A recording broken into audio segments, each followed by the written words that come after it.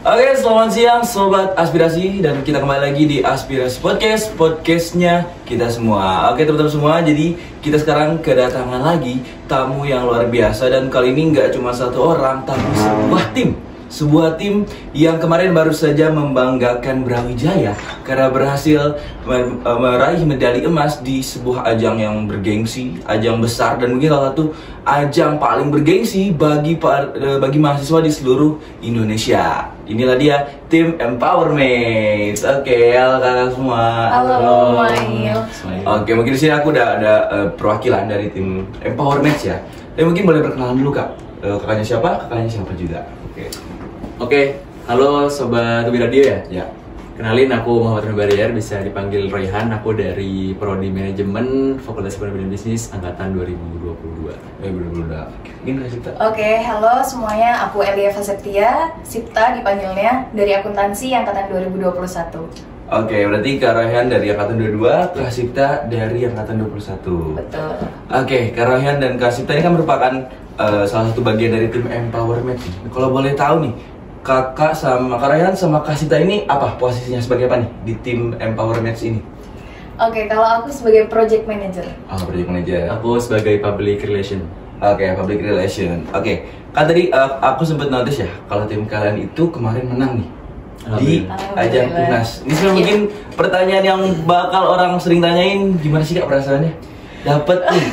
Dapat medali emas di Pimnas loh, bukan provinsi lagi, itu Pimnas. Gimana perasaannya Kak? Ya, kalau dari aku dulu, alhamdulillah sangat-sangat bersyukur karena ini kesempatan yang mungkin sebelumnya nggak pernah aku bayangkan. Oke. Aku ikut programnya, ya harapannya bisa selesai aja dengan baik, program sampai terlaksana aja, tapi qadarullah bisa sampai Pimnas, dan itu sebenarnya sangat amat tidak disangka, dan tapi memang karena mungkin sudah ditakdirkan, alhamdulillah. Senang banget. Kalau Kak Sipta? Oke, kalau aku yang pastinya bersyukur banget ya, karena menurut aku ini bukan sekedar kompetisi, tapi karena kita bidangnya di pengabdian masyarakat, tapi bagaimana kita mengabdi gitu kepada masyarakat. Oke, berarti sebenarnya kalian itu ketika tahu nih menang nih, Mas, sebenarnya nggak disangka-sangka nih? Atau sebenarnya udah pede?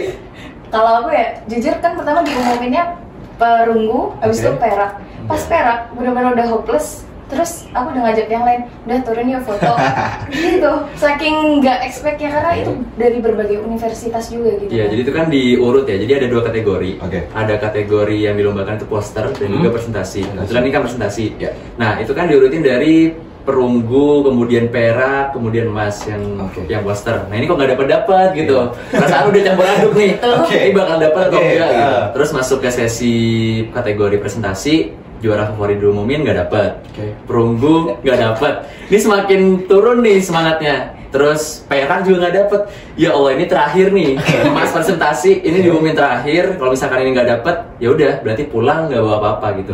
Tapi alhamdulillah di situ ketika udah pasrah, benar-benar yaudah tawakal, boom. Ternyata diawamnya di akhir gitu. Oke, berarti Mas lihat perunggu dapat silver pas udah bro, cepet malam bro. bener.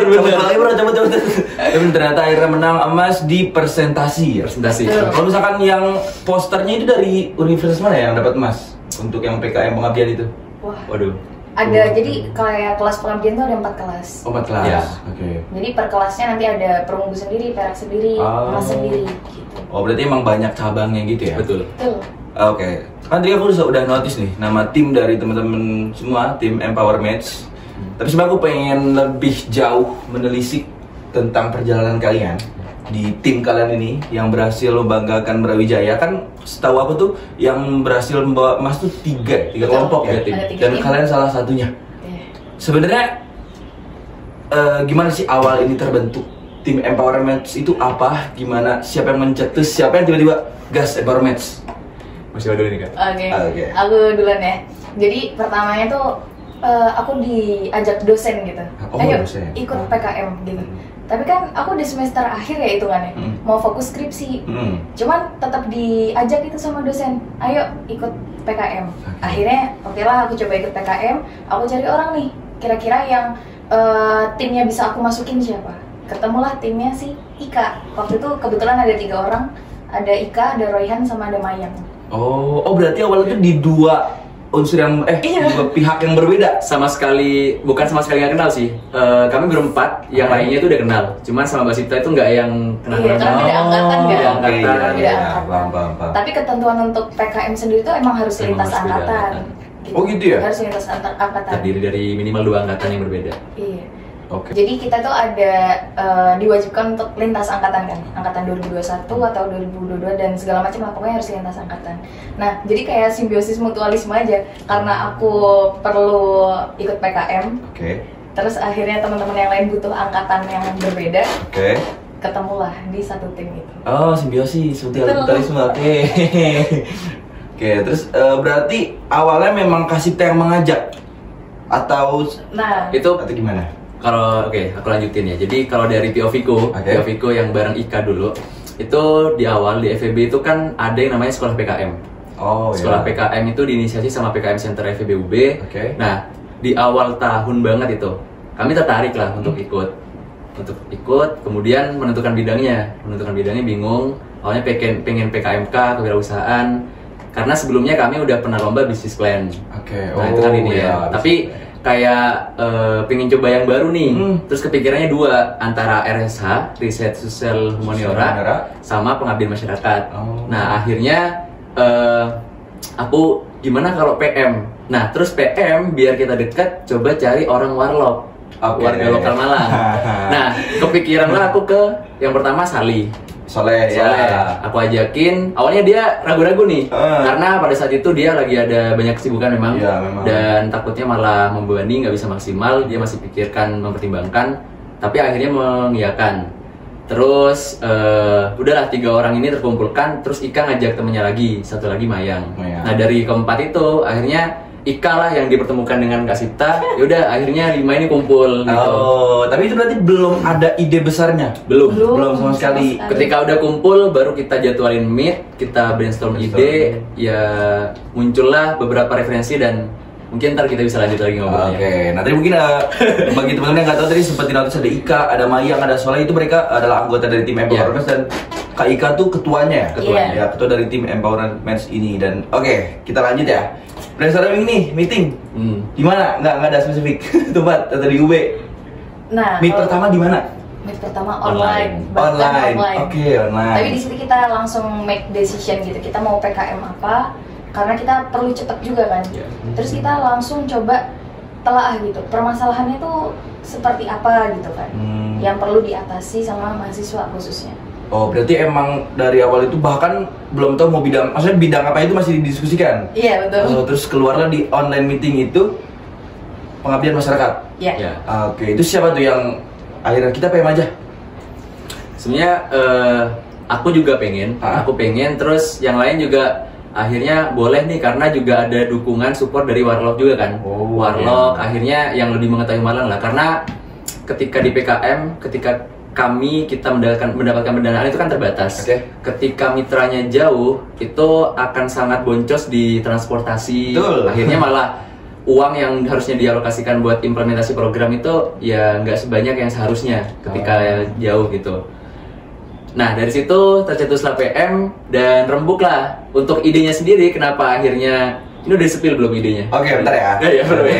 Emang bermanfaat sekali ya, Warlock ini selalu bermanfaat di tiap tim. Mau itu KKN, mau itu pasti selalu bermanfaat. Apalagi buat teman-teman yang di daerah manapun, ya lumayan menjadi sebuah kelebihan lah kalau ada warga lokal gitu. Karena entah itu dari segi relasi, dari segi bahasa terutama nih, ya kan? Dari segi bahasa. Online meet, dapatlah. Guys, kita Pengabdian Masyarakat. Terus tercetus Empowerment, atau gini, atau nama dulu, atau konsepnya mau kemana dulu? Biasa konsepnya dulu nggak sih? Kemana dulu? Konsepnya dulu. Idenya dulu. Jadi kan kita, kalau Pengabdian Masyarakat kan konsepnya bukan kita yang mencari ya. Tapi, masyarakat yang mencari kita. Nah, coba kita telusurin, ternyata UB itu punya MOU dengan Lapas. Gitu. Lapas. Nah ini sebenarnya aku pengen lebih lanjut menelisik, karena yang di otak aku tuh PM Pengabdian Masyarakat tuh mungkin ke desa, betul, ke masyarakat sekolah, Terus sebenarnya aku udah ngepoin lumayan lama juga soal Power Match, karena kebetulan soalnya itu temen aku juga kan. Aku sering lihat SG-nya, ini apanya Power Match. Terus aku tes SG-nya, loh kok ke penjara? Kenapa ini? Emang agak aneh ya, agak lain. Jadi pengabdian itu ke lapas itu ya? Iya. Oke, mungkin bisa dilanjutin. Nah, jadi kan dulunya tuh UB punya MOU sama lapas di bidang pengabdian masyarakat. Nah, tapi dari waktu kita telisik lagi, ternyata memang di lapas itu kekurangannya di situ, di digital marketing. Nah, karena kekurangan digital marketing, masuklah kita untuk pelatihan digital marketing.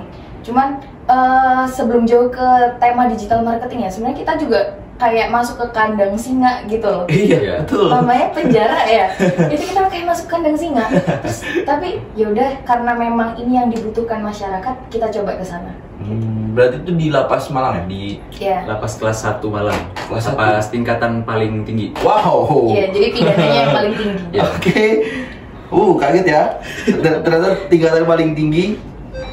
Oke, terus selanjutnya ini kan tadi Kasipta sendiri sebagai project manager ya? Betul. Di pengabdian itu. Kalau misalkan di Korea sebagai apa? Dan mungkin yang lainnya? PR? Aku sebagai PR, Ika sebagai tim koordinator, kemudian Sali sebagai kreatifnya, dan Mayang itu sebagai sekretaris dan bendahara. Oke. Nah terus selanjutnya nih, kan tadi udah nih lapas. Oke, kita lapas. Emang MOU-nya sama yang tingkat 1 atau gimana? Atau emang sebenarnya kalian udah kita tingkat 1 aja? Yang sependek yang kami tahu, MOU-nya dengan lapas kelas 1 Malang. Dan sebetulnya di brainstorming itu, sesi online meeting itu, kami untuk menentukan ide itu kan nggak mungkin ujuk-ujuk keluar kan, ujuk-ujuk muncul idenya, tapi berdasarkan referensi juga pastinya. Referensi dan sebagainya. Setelah dikumpulkan, kok kebetulan ada MOU antara UB dan lapas, terus juga ini kayaknya menarik gitu. Akhirnya kami coba telisik lebih jauh, dan akhirnya ya untuk lebih tahu detailnya, lebih tahu pastinya, kami mendatangi langsung lapasnya untuk ngobrol sama bagian kepala tata usahanya. Gini sebenarnya yang aku bingung itu, kalian emang gak ada ketakutan gitu ya? Maksudnya kayak kita aja kadang mengabdi ke orang-orang desa, kayak misalnya masyarakat tuh kadang ini mah apaan sih? Kayak apalagi mungkin pengalaman aku KKN kayak nggak semua warga masyarakat mungkin entah di desa atau masyarakat atau anak kecil kayak mau gitu dengerin apa yang kita mau, yang kita bawa ilmunya tuh dari kampus gitu, dari sebelah mata gitu. Kayak mending gua lanjut kerja gitu kan. Nah ini sebuah lapas yang mungkin isinya mungkin mohon maaf orang-orang yang pernah dikena pidana, kaum marginal, dan kalian nggak ada ketakutan atau kayak sempat berpikir 2 kali? Ya, kalau dari aku ya, awalnya tuh takut gitu karena posisinya kan teman-teman yang lain itu nggak di Malang. Jadi yang di Malang, kebetulan hanya itu pas posisi masih libur. Iya, masih libur. Kebetulan hanya aku dan Saleh. Nah, kebetulan Saleh ada kegiatan, akhirnya akulah yang harus ke lapas, observasi, wawancara segala macam. Nah, terus sebenarnya ditanyain sih kayak mau di lapas perempuan apa lapas yang laki-laki. Nah, karena kebetulan MOU-nya sama yang lapas yang laki-laki ini, akhirnya ya udah kita gasin aja. Kan tapi seremnya tuh ini loh. Di sana tuh ya jeruji-jeruji ya. Dan kita jelas jeruji. Kita masuk itu dicek dari atas sampai bawah. Terus laptop terbatas, alat digital, handphone dikumpulin semua. Terus kayak dicekin satu-satu, benar-benar kayak kita masuk gerbang, masuk lagi gerbang lagi. Jadi berlapis-lapis. Itu yang bikin awalnya takut gitu. Nah, tapi waktu pelatihan pertama di situ yang bikin akhirnya kita nggak setak. Pecah. Kita bahkan nangis. Nangisnya bukan nangis takut, tapi nangis terharu. Ini sebenarnya aku pengen bedah dulu nih, kayak proses kenapa kalian bisa dapat izin ke sana tuh. Berarti kalian masuk nih, Kasipta berarti masuk ke penjara nih. Terus ketemu sama petugasnya? Iya, di TU-nya gitu lah. Terus langsung disuruh survei nih? Atau enggak? Belum. Gimana? Jadi kita kontrak dulu lah, tanda tangan gitu. Terus ternyata dari lapasnya ACC, kita dari fakultas juga mendukung. Akhirnya baru pertemuan selanjutnya yang kita diperbolehkan untuk checking di dalamnya gimana. Berarti kan masuk ke penjara, maksudnya masuk ke kejerukan. Iya. Bentar. Kayak asrama gitu, asramanya tapi asrama. Iya, jadi ada blok-bloknya gitu loh, ada blok-bloknya dan bloknya itu per pidananya apa? Misalnya blok narkoba, depannya blok korupsi, blok blok pembunuhan. Nah, dan kalian ajarin digital marketing. Yes. Luar biasa emang. Nah ini sebenarnya yang aku pikirin tuh mungkin ini salah satu hal nilai value kalian. Kenapa kalian menang karena out of the box gitu loh. Aku nggak tahu apakah universitas lain kepikiran. Maksudnya kayak ngajarin, kalau nggak salah digital marketing ada leadership juga ya kalian ngajarin. Iya. Self development maaf. Dan kalian ngajarin ke orang-orang yang mungkin kayak bahkan di hidupnya aja udah mungkin agak berantakan gitu. Tapi kalian masuk ke sana melalui ide kalian dan itu luar biasa. Terus juga berarti kita udah di ACC sama tugas sananya, kalian langsung di hari besoknya atau gimana tuh berarti? Nah kita bikin jadwal, jadi kayak pelatihan tuh ada 4 kali, self development sekali, financial management sekali. Nah untuk digital marketing itu 3 kali. Jadi self development sama financial management kita jadikan di 1 hari. Nah pecahnya itu di self development karena ada yang mengatakan rasanya hampa di tengah keramaian. Terus ada yang bilang juga kan kita di situ kayak sharing, tapi kita pendekatannya humanis. Jadi kita coba dari hati ke hati ya. Kayak gimana sih kita menganggap diri kita tuh sebagai anak di sana, bukan sebagai guru yang menggurui, bukan sebagai kakak atau adik, tapi kita sebagai anak. Kan di situ bapak-bapak ya. Iya, bapak-bapak. Terus mereka akhirnya terbuka sama kita kayak, oh ada yang dulunya pejabat ini, ini, anaknya ada di sini. Nah di situ kita pecahnya kayak, iya, mereka sama kok kayak bapak-bapak pada umumnya gitu kan. Cuman sempet terjun ke jurang kejahatan mungkin dan yang membuat mereka mungkin merasa menyesal juga ya. Tapi di sana kayak apa hal pertama yang terlintas di otak kalian ketika kalian melihat bapak-bapak ini yang mereka tuh kayak ya istilahnya di luar jangkauan kita lah sebagai seorang mahasiswa gitu? Jujur first impression karena isinya kan macam-macam ya, bapak-bapaknya ada yang tatoan, ada yang tindikan, bolong gede banget, ada tindikan hidung, kan kalian sekalinya salah ngejelasin dan kalian kena itu kan maksudnya. Iya di sambil gini ntar. First impression pasti ya sama stigma di awal itu ini gimana gitu, kekhawatirannya, kemudian apakah mereka mau mendengarkan dengan baik, mengikuti sampai akhir. Tapi ya itu tadi setelah kami kan juga kami nggak mungkin ngajarinya hanya melalui metode ceramah doang, kan nggak mungkin ya. Aduh, mending aku tuh ururek ya. Terus juga nggak mungkin kita ngajarin anak-anak kuliah dan sebagainya, nggak mungkin. Jadi pendekatannya lebih ke kita demonstrasi juga. Tapi sebelum itu kita pecahin lagi lewat ice breaking. Dan ice breakingnya juga itu bisa ditonton lebih lanjut juga di IG Powermesh. Ya yang lucu-lucuan aja, yang seru-seruan, kemudian akhirnya ketawa, terbuka, dan akhirnya chemistry-nya mulai terbangun. Dan tadi lanjut ke saling terbuka. Itu kami juga curhat juga di sana, maksudnya kami harapannya apa, cita-citanya apa di masa depan. Mereka juga curhat terkait itu. Jadi harapan ketika mereka udah keluar dari lapas itu seperti apa, kemudian harapan-harapan untuk keluarganya seperti apa. Akhirnya terbangunlah chemistry di sana. Dan dari sana akhirnya jujur pertemuan pertama itu mengubah segalanya. Akhirnya artinya mengubah segalanya itu di pertemuan 2, 3, 4 itu kami udah nggak mikir yang gimana-gimana lagi. Ya pasti di awal di pertemuan kedua masih ada sedikit, tapi itu udah sangat amat mengubah gitu. Udah lebih enjoy, lebih nyaman. Akhirnya juga semakin kenal bercandaan juga. Dan aku sama Sal itu kan kebetulan juga suka ini ya, ngejokes bapak-bapak gitu. Jadi emang agak nyambung kan. Nyambung. Itu sangat menolong sih. Berarti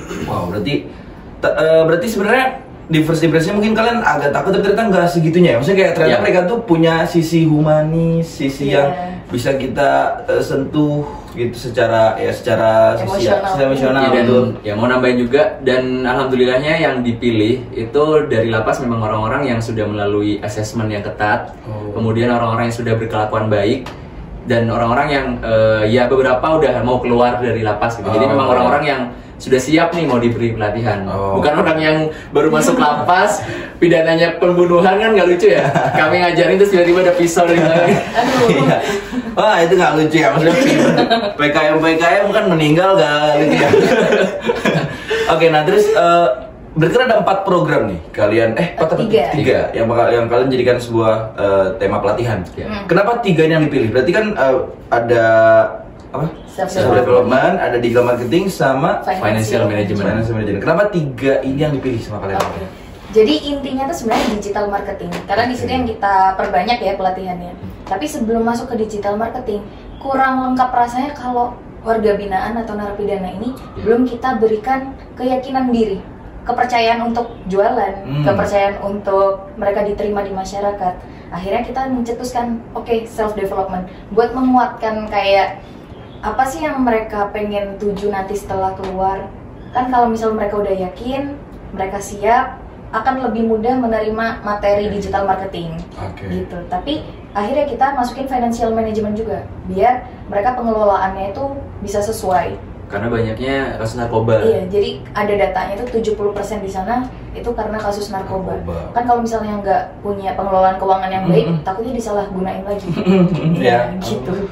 Oh, berarti emang karena kalian ngerasa itu relate ya dengan kondisi mereka saat ini. Berarti awalnya kan survei wawancara satu-satu dulu atau gimana tuh? Tentang kebutuhan mereka atau emang udah ada datanya atau kalian dapat informasi dari petugasnya kayak mereka tuh butuh ini atau gimana? Ya, jadi kalau untuk data pasti kita dapat ya, karena kita nggak mungkin ngajarin orang yang kita nggak tahu. Dan itu dikasihnya tapi secara ini aja. Kami kan ngajarnya digital marketing, harapannya karena gini, biar diurut ya. Di lapas itu sudah diberikan banyak pelatihan, keterampilan, pemberdayaan juga. Mereka sudah bisa menghasilkan banyak produk yang bagus-bagus sebetulnya. Lukisan, kemudian batik, kemudian keterampilan lainnya, barista dan sebagainya. Tapi memang mereka terkendala di pemasaran secara online. Selama ini pemasarannya masih secara konservatif, secara secara tradisional, mulut ke mulut, dan dari sana diberikanlah data dari lapas bahwa sekian orang ini yang kami latih 25 orang itu suka di bidang tata boga, suka di bidang ini melukis, membatik, dan akhirnya dari sana kita sesuaikan lah akhirnya pelatihannya dan sebagainya. Dan juga ada survei-survei juga, post-test, retestnya untuk mengetahui keadaan sebelum dan setelahnya gitu. Oke, berarti memang berdasarkan data dan juga apa yang memang waktu itu diperlihatkan kalian, dibutuhkan kalian. Oke. Nah terus selanjutnya mungkin kita masuk ke tantangan ya. Maksudnya kayak tadi kita bahas soal ternyata mereka tuh nggak kayak gini dan ternyata baik-baik aja. Nah tapi sebenarnya pasti ada tantangan dong. Pasti. Hal istilahnya yang jadi karena ini suatu hal yang mungkin terbilang baru mungkin ya entah itu di lingkungan fakultas atau pengabdian secara keseluruhan di Brawijaya segala macam.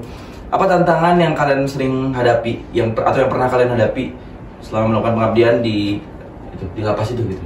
Kalau tantangan tuh yang pertama jelas ya medianya, alatnya. Karena kan di sana nggak boleh masuk laptop, nggak boleh masuk HP. Jadi kita benar-benar minta izin gitu. Untuk laptop kita perlu 1 laptop per orang. Karena kita nantinya akan pegang 5 orang. Kita akan menjadi fasilitator dari narapidana ini untuk ngajarin digital marketing. Alhamdulillahnya dibolehkan untuk masuk laptop. Nah terus yang kedua itu tentang minimnya pengetahuannya dari warga binaan yang kita bina itu tadi. Karena kan digital marketing kan hal yang baru ya mungkin menurut mereka. Dan ada yang misal ditahan di penjara tuh udah 6 tahun, 7 tahun. Mereka tuh bahkan nggak ngerti apa itu Kris, apa itu Shopee.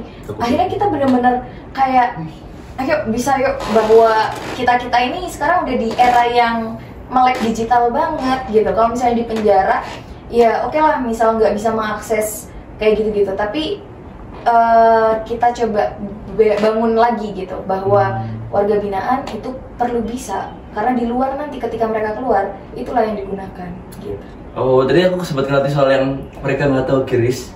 Iya, aku sempat pikir kalau mereka tuh mungkin ada yang 10 tahun ya. Iya. Tapi ada nggak sih yang paling lama berapa tahun tuh yang kalian warga binaan yang kalian ajar? Kita tahu tuh ada baru masuk kemarin ya. Maksudnya yang paling lama udah mendem di penjara pas kemarin kalian ngajar? Wah, kita kurang tahu nggak sih. riset itu sih, tapi rata-rata ya ada yang nyampe 19 tahun. Wow, 19 tahun. Gitu. Tapi itu nggak detail sih informasinya, maksudnya dia masuk kapan dan sebagainya itu nggak detail karena emang cuma masa tahanan. Iya, banyak informasi yang rahasia kan. Oh iya betul, rahasia. Iya, kalau misalkan emang udah ditahan 10 tahun kagak tahu Kris ya, bener juga ya. Kris Tokopedia kan baru muncul beberapa tahun yang lalu. Akhirnya aku kasih realitanya. di luar itu bapak-bapak cilok aja belinya pakai kris. Betul. Tapi mereka tuh kayak pasti kasih tahu emang belum tahu atau sempat dikasih tahu sama petugas itu enggak, atau kayak wih apaan nih gitu. Beberapa ada yang tahu, tapi ada yang belum juga. Sekali no clue, ada yang no clue banget. Berarti kayak apalagi kayak soal Tokopedia, apalagi digital marketing gitu kan, pasti kayak kaget gitu ya, kayak mereka udah ngendem lama di jeruji dan mereka tahu hal-hal yang mereka belum tahu dari kalian gitu soal dunia luar, dan itu luar biasa sih. Berarti apalagi mungkin tantangan yang kalian hadapi? Ya selain tadi media, pastinya tantangan dalam menyampaikan materi ya. Menyampaikan materi ini kan karena target audiensnya bukan sebaya, tapi orang-orang yang lebih tua, orang-orang yang udah punya pengalaman banyak. Pasti kita gak bisa tuh menempatkan diri kita sebagai orang yang ngajarin, tapi lebih ke sharing. Jadi komunikasinya dua arah. Kemudian alhamdulillahnya, nah ini sangat amat kebetulan gitu. Bukan kebetulan sih.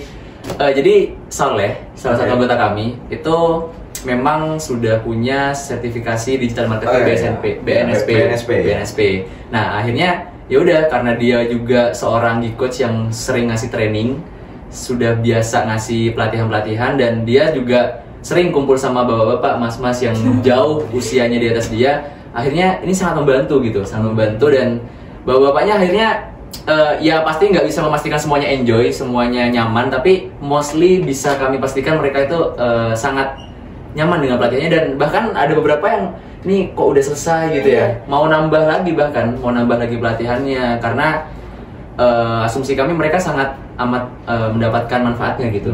Ini dibuktikan juga kalau misal kayak kita ada kunjungan ke sana ya, selain pelatihan, kita survei atau kita mau riset-riset lagi.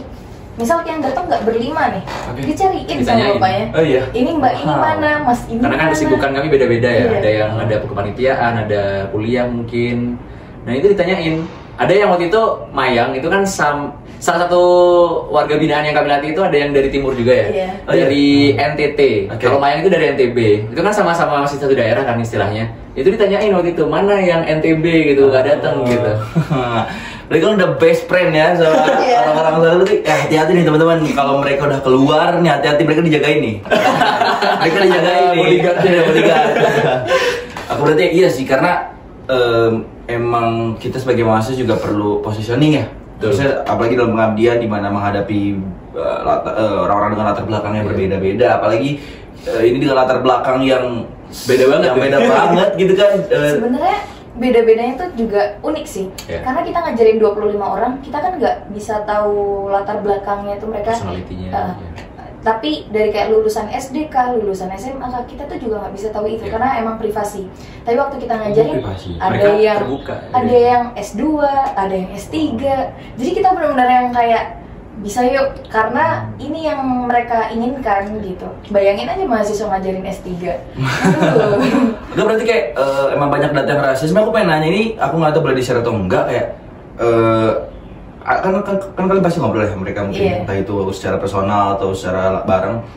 Apa yang kejahatan yang paling parah dari 25 orang itu yang ada kayak, ini paling parah di antara mereka? Ada nggak? Atau mungkin sebenarnya parah itu kan relatif ya, tapi ada yang pasti narkoba. Narkoba itu mostly narkoba, terus ada tipikor tindak pidana korupsi. Ya kemudian yang lain-lain mungkin pencurian dan sebagainya, tapi mostly narkoba sih. Karena disesuaikan kan, tadi ada yang berkelakuan baik, jadi kayak yang pembunuhan dan segala macam itu nggak dikasih buat ini ikut pelatihan kita. Oke, berarti emang sudah disesuaikan ya sampai ke lapasnya. Wah, berarti ada yang juga, ada yang dia itu sebetulnya banyak, kami tuh bersyukurnya gini, masuk ke sana itu bukan cuman hanya kita bisa PKM-an, kemudian lolos PIMNAS dan juara, tapi banyak banget insight-insight yang kami dapatkan, terutama terkait kehidupan ya. Karena mereka kan udah melalui perjalanan asam garamnya kehidupan dan sebagainya. Kami dapat banyak wejangan, kayak misalkan banyak mereka itu yang masuk juga karena dijebak narkoba. Jadi bukan pengonsumsi, bukan bandar, tapi dijebak hanya masuk. Dan itu akhirnya bisa meningkatkan awareness kita dan bisa ngasih ke sekeliling kita juga akhirnya. Kayak misalkan ketika kumpul sama teman-teman di organisasi di kampus, ya ini bisa diketuk tularkan juga. Misalkan ketika di luar jangan gini, akhirnya banyak manfaat yang didapatkan juga akhirnya. Bahkan tahu nih so. Yang nangis tuh nggak hanya kita gitu loh. Karena kita waktu itu ke tempat produksi tempe. Ada bapak-bapak yang benar-benar curhat kayak anaknya seumuran kita. Anaknya seumuran kita tapi udah duluan dipanggil Allah gitu loh. Nah, terus bapaknya coba nenangin kita gitu kayak kalian sebagai anak, sebagai mahasiswa tuh kayak gini gitu. Iya namanya orang tua ya. Iya sih benar sih, pasti kalian bakal dapat hal itu ya karena mereka kan perjalanan hidupnya panjang. Betul. Istilahnya asam dan garam mereka udah pernah ngerasain istilahnya asamnya banget lah gitu kan. Dengan mereka masuk ke sana, menjadi sebuah hal yang sangat asam ya buat mereka pastinya, dan itu jadikan sebuah pelajaran yang mereka kasih ke kalian. Oke, kita beranjak ke luar nih. Kita beres nih soal penjara-penjara. Berarti gimana awalnya kalian perjalanan menuju PIMNAS? Apakah aku kurang tahu ya ada tahapan apa aja? Itu apa aja tuh sebenarnya tahapan-tahapan dari pengabdian ini, program kerja tugas mahasiswa ini? Oke, jadi kita itu ada batas waktu pengabdian ya. Kita sampai bulan Juli Agustus gitu. Nah, terus ada yang namanya PKP 2, itu kayak penilaiannya kita selama pengabdian sebelum menuju PIMNAS. Oh iya. Jadi di PKP 2 itu kayak kita presentasi forumnya tapi online gitu, ada room-roomnya juga kayak gitu. Nah, setelah PKP 2 itu nanti baru bisa diumumkan siapa yang lolos PIMNAS. Tapi penilaiannya nggak hanya dari PKP 2, tapi dari laporan akhir juga, dari luaran, apalagi dari artikel juga gitu lah. Nah, terus habis itu baru diumumkan siapa yang lolos PIMNAS.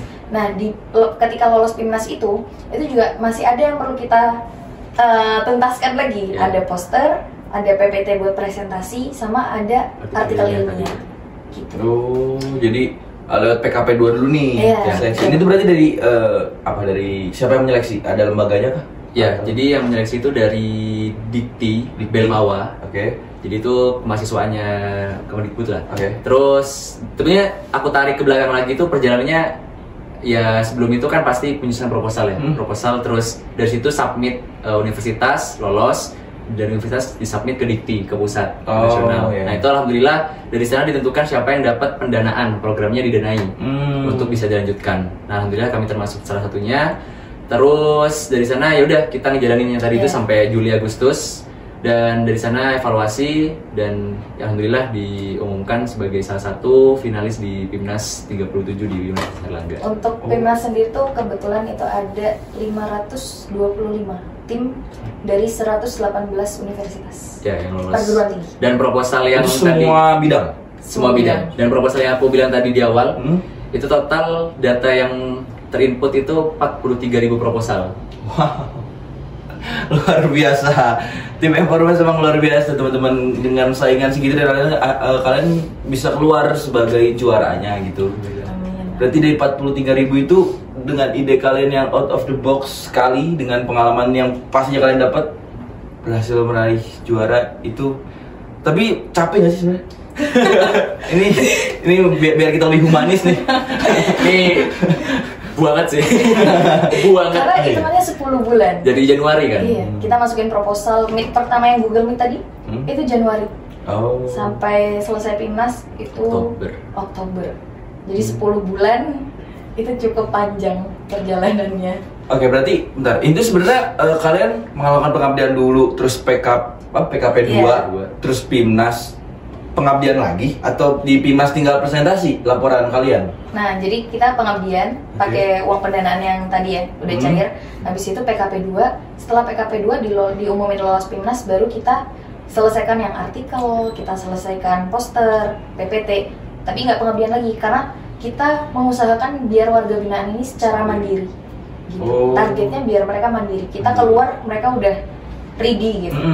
Jadi ada batasan yang ditetapkan dari Belmawa Dikti itu, program hanya bisa dilaksanakan sampai Juli atau Agustus gitu. Pokoknya ada batas maksimalnya. Setelah itu udah ya mereka harus sudah bisa mandiri, karena pengabdiannya hanya segitu. Harapannya apa yang udah diberikan itu bisa dijalankan secara mandiri dan berkelanjutan gitu. Oke. Terus berarti dari PKP 2 udah nih kepanggil buat ke PIMNAS. Itu apa yang pertama kali di otak kalian, di benak kalian kayak wow. Itu kan nunggu pengumuman ya. Nunggu pengumuman sebulanan kurang lebih ya. Dari sejak PKP 2 bisa diceritakan? Nah, itu tiba-tiba ada pengumuman malam-malam dari kampus. Ini nih, kelompok-kelompok yang lolos di PIMNAS. Untuk UB sendiri ada 20 tim. Kalau di FEB sendiri ada 5 tim. Sebenarnya dari awal kita tuh punya keinginan yang sama. Kita harus bebas skripsi. Itu yang Oh iya, ini sebenarnya pengen aku bahas nanti nih. Itu yang iming-imingin kita. Gimana caranya kita babat abis di pengabdian PKP 2 sampai alhamdulillah diumumkan PIMNAS. Kan ada, kalau di FEB itu ada SK dekan bahwa ketika lolos PIMNAS itu bebas skripsi. Tapi kan perjuangannya nggak hanya diumumkan lolos PIMNAS selesai, tapi masih ada banyak lagi yang perlu dipersiapkan gitu. Pastinya ini support dari fakultas, dari universitas, pun dari lapas. Oke, nah ini sebenarnya fun fact juga nih teman-teman. Kalau yang lolos PIMNAS itu bebas skripsi. Kalau di bener nih berarti di FEB ya. Oh di FEB ya. Tapi kalau di fakultas lain, ketika aku ngobrol sama teman-temanku dari fakultas lain itu beda-beda. Kalau FMIPA itu gak ada sama sekali. Jadi meskipun kalian dapat emas pun gak bisa, karena entah ya alasannya apa. Terus ada yang dia itu harus medali emas, bisa bebas skripsi, jadi beda-beda gitu loh. Ada yang ketuanya aja gitu. Ada yang ketuanya aja. Jadi kayak yang ngerjain 5 orang ya, yang dapat ketuanya aja kan, jadi ini bisa. Nah, untungnya di FBB itu ya tadi bisa lolos PIMNAS pasti bebas. Sangat apresiasi. Berarti cuma sekedar lolos PIMNAS udah bebas skripsi itu. Berarti ntar di akhir tuh nggak kasih medalinya kah, atau kayak kasih sertifikat PIMNASnya atau kayak gimana? Nah, itu nanti ada berkas-berkas yang disesuaikan, dan itu pun beda-beda ya, sesuai departemen juga. Gitu. Departemen mintanya apa? Oke, berarti udah nih kalian lolos PIMNAS, itu kalian langsung berangkat ke Surabaya berarti? UNER kan ya? UNER. Ya, UNER. Terus di sana kalian apa ya? Tahapan apa aja yang di PIMNAS itu kalian lakuin gitu? Kita selama di sana kan semingguan ya. Nah, tapi sebelum seminggu di UNER, kita ada karantina fakultas, ada karantina universitas. Jadi berkali-kali kita presentasi lah di depan juri-juri reviewer internal UB. Oh iya. Jadi kita sebelum dibabat sama dewan juri yang PIMNAS, kita udah dibabat duluan sama yang dewan juri yang internal UB itu. Dan jadi kita tiap presentasi revisi. Tapi nggak apa-apa. Berarti kan semakin banyak revisi kan semakin kita bisa semakin siap gitu. Oke, berarti karantina dulu, berangkatlah kalian ke Surabaya. Terus berarti di Surabaya itu di UNER itu kalian cuman istilahnya presentasi. Jadi karena PIMNAS itu kan kependekan dari Pekan Ilmiah Mahasiswa Nasional. Jadi emang kurang lebih sepekan, seminggu. Itu kami nyampe sana awal-awal pastinya briefingan dari UB, terus penempelan poster. Karena yang aku bilang tadi ada kategori poster. Nah, kami di hari pertama itu penempelan poster dulu, ada ruangan khusus buat poster. Dan setelah itu udah pulang. Kemudian besok harinya pembukaan, opening yang seremonial resminya. Dan dari sana itu penilaian dari poster. Hari itu penilaian poster, kami nggak ada apa-apa, lebih ke pengecekan ruangan presentasi, kemudian yaitu tadi latihan poster ya. Dan besok harinya baru 2 hari, di hari Rabu dan Kamis itu presentasinya. Jadi presentasinya dibuat 2 hari. Jadi hari pertama itu karena satu kelas itu kan ada 21 tim. Hari pertama 15 tim, kemudian 6 sisanya itu di hari kedua. Dan setelah itu besoknya Jumatnya itu pengumuman malam harinya. Oh, berarti kita masuk nih presentasi. Berarti aku kira tuh kayak di panggung gede dan kalian presentasi kayak atau sih pitching bisnis yang kayak kalian presentasi di layar belakang besar gitu. Beda-beda sebetulnya, tapi ya ada tim RSH itu yang ruangannya kayak auditorium gede gitu. Kami dapatnya kebetulan kelas, tapi kelas yang gede gitu sih. Gede juga. Ya.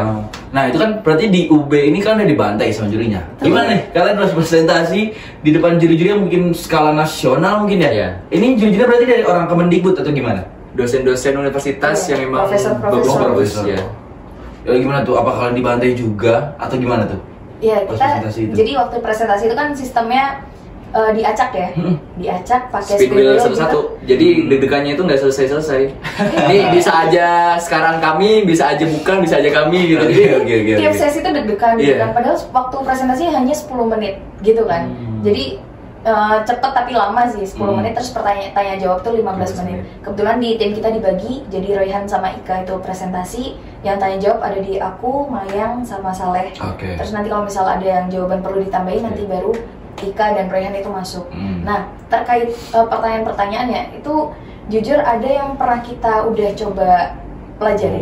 Tapi ada pertanyaan yang itu di luar ekspektasi kita. Kok ini ditanyakan? Kok kayak gini gitu. Dan ada sekali tuh sempat ngeblank gitu buat jawab. Tapi untung kita tuh saling backup-backupan. Itu yang aku bersyukur banget ada di tim ini. Karena misal aku kurang dilengkapi Royhan. Misal Royhan kurang dilengkapi Ika. Jadi itu yang bikin kelihatan solidnya gitu. Berarti overall pas selama kalian presentasi itu lancar ya? Lumayan lancar sih dibilang. Ya sebetulnya gini, penentuan juara medali itu kan nggak hanya dari perform presentasi. Karena kalau secara perform presentasi sebetulnya banyak yang lebih bagus. Maksudnya mereka tuh macam-macam lah, ada yang jadi sebetulnya di presentasi itu kan ada 30 menit per tim. Jadi dibedah ke 5 menit persiapan. Persiapan ini nyiapin PPT, mic dan lain sebagainya, kemudian 10 menit presentasi dan 15 menit tanya jawab. Nah, di 5 menit itu banyak yang perform macam-macam lah. Ada yang nari, ada yang nyanyi, ada yang drama dan sebagainya. Tapi kita unik banget. Kami beda sih. Kalian ngapain? Kita nggak nyiapin apa-apa, tapi jadi, langsung on di tempat itu ya, langsung ya. Jadi si Royhan ini nyiapin pantun. Pantun nih, udah cakep segala macem. Terus kita jargon. Nah di situ nggak ada yang punya, yang lain nggak ada. Nggak ada yang jargon gitu ya? Yang lain kan perform kan. Kalau kita coba bangunin semangat satu kelas ini, satu aula ini, biar kita nih, ayo suasananya kita timnas gitu. Jurinya pun nyampe terkagum-kagum kalau aku lihat. Prinsipku beda sih. Prinsipku tuh, aku tuh selalu menerapkan kalau misalkan ini kan udah bagus-bagus semua ya orang-orang yang di timnas pasti kan. Kita nggak usah sedikit lebih bagus dari mereka, tapi sedikit lebih beda aja. Nah dari sana orang bakal notice, oh ini yang beda nih. Karena kalau juri itu menilai dari 21 tim yang bagus-bagus, bakal pusing banget. Bagus karena. Jadi ya udah yang beda aja yang bikin juri tak, ya udah ini aja deh gitu. Akhirnya karena di situ nggak ada yang ngawalin dengan jargon Pimnas dan kayaknya ini suasana udah capek banget gitu, udah tegang, udah lusuh, ada yang tiduran. Ya udah aku coba interaksi sama audiens, sama dewan juri, mohon izin. Ya udah pantun dan jargon, udah dari sana atensi dari juri dan audiens sudah ada, ya udah kita masuk. Ketika atensi belum ada kan kita masuk kayak tertolak gitu kan. Iya. Jadi kita bangun kedekatannya dulu. Kayak MC ya emang. Pendekatannya lebih ke moderator dan MC sih. Oke. Nah terus tapi ada gak universitas atau sebuah program dari kelompok lain yang bikin kalian tuh insecure, benar-benar insecure? Atau mungkin ada mirip? Atau kalau di lapas juga itu ada lapas perempuan, tapi lebih ke pendekatan psikologinya. Tapi kan ada gak satu yang bikin kalian, wah udah menang nih, kalah gitu? Banyak sih. Banyak. Karena waktu pengumuman kan, waktu udah silver perunggu di kami berharapnya itu di perunggu silver justru. Karena yang lain lebih bagus-bagus juga gitu. Tapi karena, tadi aku belum sampein karena nggak cuma presentasi aja, tapi ada artikel ilmiah dan laporan akhir yang dinilai juga. Jadi itu mungkin salah satu pertimbangan yang bikin kita bisa up gitu nilainya juga. Tapi porsinya apakah sama atau presentasi lebih besar? Presentasi lebih besar. Presentasi 60%. Oh, 60%. Tapi ada gak kayak kalian notice satu kelompok, wah ini aneh banget nih programnya. Kayak misalnya kayak out of the box banget, kayak beda dari yang lain. Ada kalau misalnya karena di semua itu out of the box, mungkin kita bedanya karena kita mitranya lapas. Sebenarnya kalau kita bilang self development, financial management, digital marketing ini kan umum ya. Ini biasa. Cuman gimana kita ngedeliver itu ke orang-orang yang ada di lapas dan mereka berhasil bangkit dari setelah mereka ini keluar dari penjara. Karena ada buktinya langsung gitu. Ada yang kemarin udah bebas dari penjara, terus mendirikan usaha dan mengoptimalisasi. Mengoptimalisasi lewat digital marketing. Gitu. Oh, berarti emang iya sih. Ya pasti banyak yang inilah out of the box lah ya. Karena kan satu Indonesia gitu kan diseleksi dan ya itulah orang-orang terbaik gitu dari masing-masing kampus, masing-masing daerah. Oke, beres sih presentasi. Berarti kurang lebih 30 menit ya tadi ya? Presentasi 30 menit. Berarti pengumuman itu lusanya atau Iya, lusanya. Karena kami hari pertama presentasi. Oke, hari pertama presentasi. Berarti besoknya kalian istirahat tuh? Besoknya udah santai itu. Ya udah santai itu. Kan yang bikin beban terakhir itu kan presentasi doang. Presentasi selesai ya udah, tinggal nunggu pengumuman gitu. Berarti masuk nih hari tadi presentasi hari Jumat ya? Rabu. Pengumuman Jumat. Misalnya itu apa yang kalian pikirkan pas wah ini hari penentuan, kayak kalian udah pede kah atau kayak sebenarnya merasa belum maksimal saat presentasi atau kayak udahlah wallahu alam gitu? Kalau dari aku ya, aku ngerasa semua itu support dari dosen, dari dekan, WD, rektorat, teman-teman semua tuh benar-benar ke tim lapas ini benar-benar full gitu, full support banget. Aku mikirnya ya di sana mungkin ya pasti ada ridhonya mereka dan mereka berharap sama kita. Dan pun orang lapas itu yang kita iniin kayak kita selalu minta doa ke mereka. Kami masih jaga komunikasi banget sama dari awal sebelum PKP 2 kita selalu minta doa ke mereka karena ya mungkin di sana ada orang terdolimi juga ya. Jadi kayak kita yakin banget itu doa-doa orang lapas, doa dosen-dosen semua, orang tua. Jadi bukan real kita bagus udah gitu bukan, tapi aku yakin banget ini kekuatan dari luar juga. Karena ini kalau boleh cerita pas presentasi itu karena di kelas kami tadi udah disebutin ada 2 yang program itu tentang lapas, meskipun beda ya. Dua itu sama kalian? Iya, 2 sama kami. Dan ajaibnya tuh bener-bener kami kan berharapnya presentasi di awal-awal ya, biar bisa lebih tenang, lebih cepat dan plong lebih cepat. Tapi ya takdirnya dibikin seperti ini. Nah seperti ini tuh gimana? Jadi kami itu presentasi setelah isoma, sholat asar. Jadi itu kan kondisi udah fresh ya, fresh. Juri juga udah cuci muka dan sebagainya udah fresh. Dan tim lapas yang satu lagi itu tampil sebelum kami. Akhirnya dari situ ya kami terbantu lah, kan pasti ada referensi pertanyaan dan sebagainya. Akhirnya kami terbayangkan juga, akhirnya kami juga ya menerka-nerka dan akhirnya lebih akurat juga kan. Meskipun ketika presentasi tanya jawabnya itu ya tetap nggak bisa terprediksi gitu. Nah kayak banyak hal-hal yang akhirnya secara nggak langsung ini di luar kuasa kami dan mendukung banget gitu. Dan itu balik lagi ke tadi tuh jalur-jalur yang faktor X yang nggak bisa kami bahkan ada kontrol. Mantan narapidana yang lagi di Surabaya yang kemarin ikut pelatihan kita mau datang ke tempat kita. Kita udah coba minta izin ke panitia segala macam, tapi memang ada prosedur ya karena ada face recognition segala macam yang boleh masuk peserta dan dosen aja. Akhirnya yaudah si masnya ini nggak bisa masuk ke ruangan, tapi masnya nyamperin kita ke hotel. Oh gokil ya. Berarti kalian benar-benar membangun chemistry, membangun silaturahmi yang sangat-sangat baik ya. Jadi walaupun mungkin cuman kayak kurang lebih 4 hari atau kurang lebih seminggu mungkin ya ke lapas bolak-balik, tapi kalian berhasil menjalin itu dan jadi sebuah ya tentunya manfaat kan buat kalian. Di mana-mana kalian bisa, bro, gue diserang bro, ini datang dong gitu. Itu kami juga. Iya, izin meluruskan. Jadi sebenarnya bukan 4 hari sekaligus. Jadi 4 minggu. Oh, 4 minggu. Iya, jadi kami seminggu sekali ke sana untuk pelatihannya. Dan bener sih nyambung yang tadi, kami tuh nggak pengen cuman sekedar kompetisi aja. Jadi pengabdian kalau hanya untuk sekedar kompetisi aja itu kan kayak masa sih gitu cuman sekedar kompetisi aja gitu, tapi harus terus berlanjut dan diselesaikan sampai tuntas-tuntasnya gitu. Oke, berarti masuk nih pengumuman juara 3 berarti dari bagian kalian PM? Juara 3 di kelas kita itu dari lupa lagi. Unhas. Iya, Sanadin, ya. Juara 2 dari Bali. Udayana.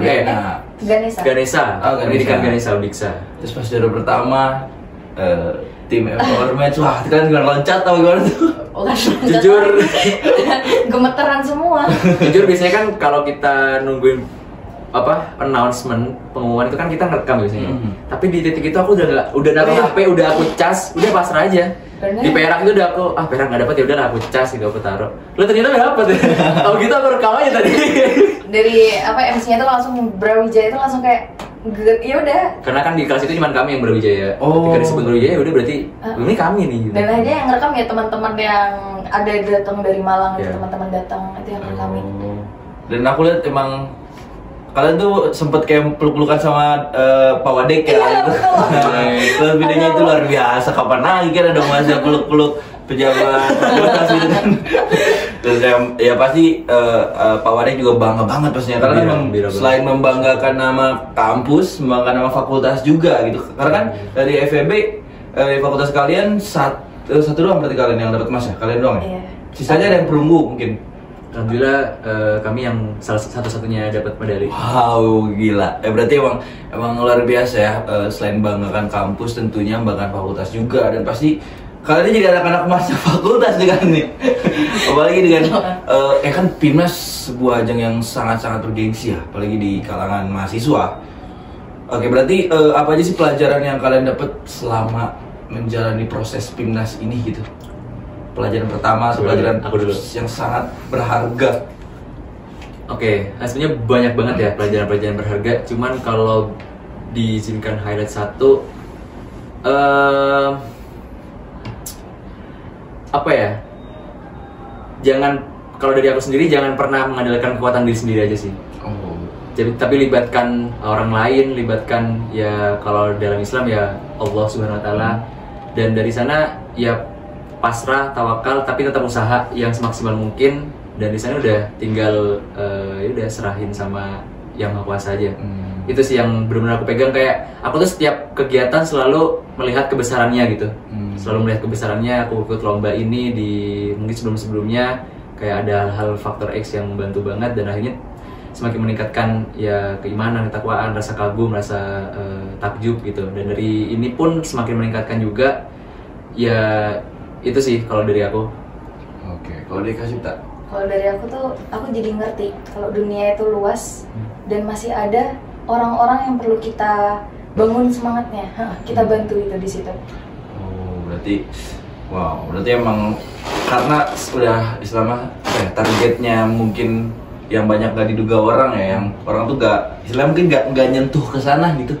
Karena mungkin entah itu gak mau, entah itu gak kepikiran, dan kalian nyentuh ke hal itu, dan kalian pasti menemukan hal, ternyata enggak seserem itu, kayak iya sih, kayak enggak seserem itu juga, atau enggak kok mereka juga bisa manusia gitu. Bisa diajak ngobrol, bisa berubah lebih baik, dan dengan program-program kalian yang tentunya tepat sasaran ke mereka, itu bikin sebuah program PKM ini menjadi luar biasa. Dan tentunya dengan silaturahmi yang kalian jalin juga itu jadi poin plus, poin sangat plus malah untuk kelangsungan dari program kalian. Oke, berarti udah nih kalian selesai, kalian dapatkan medali emas PIMNAS. Alhamdulillah. Dan medali yang sangat idamkan seluruh mahasiswa yang kalian bawa ke sini, ke ruangan ini. Apa nih nextnya berarti? PIMNAS tahun depan? Enggak? Kasih tau dulu mungkin. Oke, kalau aku kan udah di semester akhir juga. Oh iya. Nextnya aku mau coba beresin lah konversi ini. Aku ada konversi KKMP sama konversi skripsi ini, gitu. Jadi, tapi ya balik lagi ya, karena ini bukan sebuah ajang kompetisi aja, tapi kita mau nggak mau tetap ada tuntutan atau hutang gitu untuk lapas. Karena akhirnya kita buat MOU antara FEB dengan Lapas Kelas 1 Malang, dan rencananya akan diadakan pengabdian doktoral, jadi dokter-dokter pengabdian ke sana kayak gitu. Oh, berarti kalian berhasil membuka gerbang itu ya? Membuka jembatannya, alhamdulillah itu antara fakultas dan ya lapas. Berarti mungkin bakal ada keberlanjutan di lapas itu kali ya? Iya. Harapannya seperti itu, karena sangat amat banyak sekali hal-hal yang bisa diberesin di sana, dijadikan ajang pengabdian. Oh, oke. Kalau dari kalian tadi mungkin? Oke, kalau dari aku nextnya sama sebenarnya, nyelesain ini biar clear semuanya, kemudian nyelesain nuntasin pengabdiannya. Gak cuman yang ada di lapas, tapi yang udah keluar juga tetap harus di keep kontak dan diselesaikan tanggung jawabnya, hak-hak mereka. Setelah ini mungkin kalau ditanya PIMNAS lagi, kayaknya pengen nyoba yang lain. Karena jujur 10 bulan itu kan ada opportunity cost yang dikorbankan ya pasti ya. Jadi pengen nyoba yang lain, yang kompetisi juga pastinya, tapi ditunggu aja dan didoakan yang terbaik aja. Pasti kompetisi lain, karena ada target-target lain juga. Oke, berarti kita tunggu ya Kak Rayhan di next kompetisi. Ya semoga bisa dapat dan diundang lagi ke sini. Oke, mungkin terakhir sebagai penutup, ada gak pesan yang pengen kalian sampaikan, atau mungkin tips and trick buat teman-teman yang sedang berjuang PKM sekarang buat tahun depan, atau mungkin ingin untuk terjun ke PKM dan mungkin punya cita-cita seperti kalian dapat medali emas di PIMNAS. Apa mungkin pesan yang bisa kalian sampaikan, atau mungkin ada tips and trick gitu? Oke, dari aku ya, aku lebih ke tips and trick. Sebenarnya perlu dikuatin lagi, dipahamin lagi komposisi tim internal. Karena yang bisa bawa kita sampai sekarang itu juga termasuk komposisi tim yang proporsional gitu. Tapi aku nggak bisa mengatakan ya yang ideal seperti apa. Yang bisa tahu kan kita sendiri gitu. Karena banyak juga kejadian-kejadian yang sampai tengah gesrek, sampai tengah ini. Tapi bukan berarti kita benar-benar mulus gitu, enggak. Tapi kalau ada masalah, kita langsung selesaikan gitu. Oke, kalau dari Korea nih, mungkin pesan buat mahasiswa yang berjuang di PKM. Ya selain tadi itu pastinya tetap yakin bahwa segalanya itu possible selagi kita yakin sama kompetensi kita, kemampuan kita. Terus juga selain tadi itu resilience team ya. Jadi pentingnya itu karena kalau PKM kan kurang lebih 10 bulanan. Jadi kekompakan, kesulitan tim, suka duka, drama, marah-marahan itu pasti. Yang penting jangan bubar, kumpul, selesaikan, evaluasi dan sebagainya. Dan apa ya? Bisa bagi waktu tentunya, time management, karena beberapa kali time manajemennya kacau akhirnya juga berpengaruh gitu. Jadi itu yang bisa di-share. Dan apa ya, komunikasi sih, komunikasi baik itu antara anggota tim dan dengan Dospem itu sangat penting karena Dospem itu sangat amat berjasa. Thank you Bu Nia kalau misalkan nonton. Makasih Bu Nia. Itu sih yang bisa aku kasih tipsnya. Oke, Sobat Aspirasi, tadi kita udah banyak dapat pelajaran ya tentunya dari perjalanan tim Empowermatch ini menuju ke PIMNAS dan akhirnya meraih medali emas. Dan juga semoga teman-teman bisa terinspirasi untuk terus berjuang, untuk semangat. Dan juga sebenarnya aku notice kata Kak Rayhan kalau ya semuanya possible gitu. Karena kita punya Tuhan kita punya tim, apalagi kita punya Dospem juga yang bantu, kita punya ide kita punya teman-teman kita yang membantu dan segala macam fasilitasnya. Mau nambahin dikit banget. Terakhir, kenapa aku bilang possible? Karena jujur ini medali emas dari FVB pertama yang FVB dapatkan. Dan jadi selama rangkaian 37 PIMNAS itu FVB belum pernah dapat emas. Dan dari sana aku sangat percaya gitu bahwa segala halnya itu masih possible selagi kita percaya gitu. Berarti ini bakal jadi sejarah ya di fakultas kalian, dan nama kalian akan dikenang sebagai tim pertama, tim Empowermatch sebagai tim pertama yang mendapatkan medali emas di PIMNAS. Jadi gitu teman-teman, semuanya possible, nggak ada yang nggak mungkin. Dan juga semoga teman-teman yang mungkin lagi berjuang di PKM atau yang mau berjuang di PKM ataupun sedang berjuang di bidang-bidang lain, di tempat-tempat lain, percaya bahwa selama kalian maksimal, jangan lupa maksimal dan juga punya kemauan yang kuat dan percaya dengan Tuhan, tentunya kalian bisa mendapatkan hasil yang sesuai, hasil kalian inginkan, dan itu tentunya bakal menjadi sebuah hal yang bermanfaat juga bagi kalian. Oke Sobat Aspirasi, kita akhiri podcast kita pada kali ini. Kita dapat banyak insight, dan juga semoga tim Empowermatch ini dan juga program-programnya bisa menjadi sebuah inspirasi, bisa menjadi manfaat yang berkelanjutan bagi lapas juga, bagi lapas yang kalian sempat jadikan tempat pengabdian. Dan juga semoga apapun yang kita harapkan dengan pesan-pesan tadi dari Kasita dan Kak Rayhan dapat terwujud gitu. Oke, Sobat Aspirasi, mungkin sampai di sini aja podcast kita, dan sampai berjumpa di next episode. Dadah. Thank you.